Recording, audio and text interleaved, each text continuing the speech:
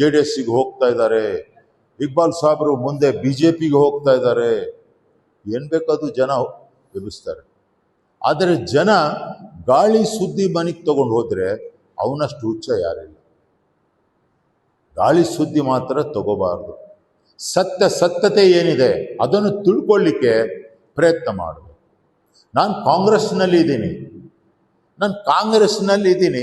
ನನ್ನ ಬಗ್ಗೆ ಮಾತನಾಡಿ ಆಟೋಮೆಟಿಕ್ ಆಗಿ ನಮ್ಮ ಕಾಂಗ್ರೆಸ್ ನಾಯಕರು ಕೇಳಿಬಿಟ್ಟು ನಾನು ಹೊರಗೆ ತಪ್ಪುವಂತೆ ಮಾಡಿ, ನನ್ನ ಬಗ್ಗೆ ಅನುಮಾನ ಮಾಡಿ, ನನಗೆ ಏನು ಕೆಲಸ ಆಗಲಾರ್ದಂಗೆ ನಮ್ಮ ಜನನೇ ಮಾಡಿದರೆ.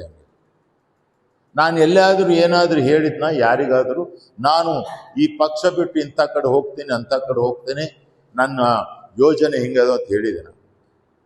ನಾನು ಕಾಂಗ್ರೆಸ್ನಲ್ಲಿದೆ, ಸಿದ್ದರಾಮಯ್ಯನ ನಂಬಿಕೊಂಡು ಕಾಂಗ್ರೆಸ್ಗೆ ಬಂದಿದೆ. ಆಯ್ತಾ? 2 ಸಲ ನನಗೆ ಟಿಕೆಟ್ ಕೊಟ್ಟರು. 2 ಸರಿ ಸಹಿತ ಕಾಂಗ್ರೆಸ್ನಲ್ಲಿ ಕೊಪ್ಪಳದಲ್ಲಿ, ಕನಕಗಿರಿಯಲ್ಲಿ, ಯಲಬುರ್ಗದಲ್ಲಿ ಇರ್ತಕ್ಕಂಥವ್ರೆ ನನಗೆ ಸೋಲಿಸಿದ್ರು. ಆಯಿತು, ನೋಡಿದೆ. ಅವರಿಗೆ ಸೋಲಿಸಲಿಕ್ಕೆ ನನಗೆ 2 ನಿಮಿಷ ಅಲ್ಲ, 2 ಸೆಕೆಂಡ್ ಸಾಕು. 2 ಸೆಕೆಂಡ್. ಯಾಕೆ ಅಂತ ಹೇಳಿದರೆ, ಅವರವರ ಕ್ಷೇತ್ರದಲ್ಲಿ ಸಾವಿರಾರು ಗಟ್ಟಲೆ ಮುಸ್ಲಿಂ ಸಮಾಜದವರಿದ್ದಾರೆ.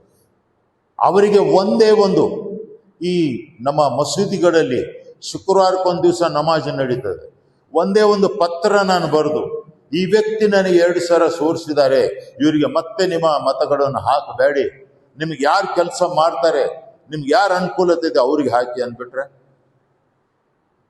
ಆದರೆ ಒಂದೇ ಒಂದು ಮುಸ್ಲಿಮ್ಗೆ,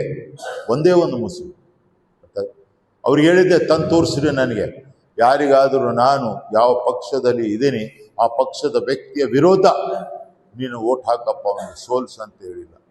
ಯಾಕೆ? ನಾನು ದೈವಭಕ್ತ, ದೇವರು ನೋಡ್ತಾ ಇದ್ದಾರೆ. ದೇವರೇನು ಹೇಳಿದಾನೆ? ಮೋಸ ಮಾಡಬಾರ್ದು, ಇನ್ನೊಬ್ಬರಿಗೆ ದಗಾಗೋರು ಮಾಡಬಾರ್ದು. ನಾನು ನೋಡ್ತಾ ಇದ್ದೀನಿ, ನೀನು ನನ್ನ ಮನುಷ್ಯ ಅಂತ ತಿಳ್ಕೊಂಡು, ಉದಾಹರಣೆಗೆ ನಮ್ಮ ದೇಶ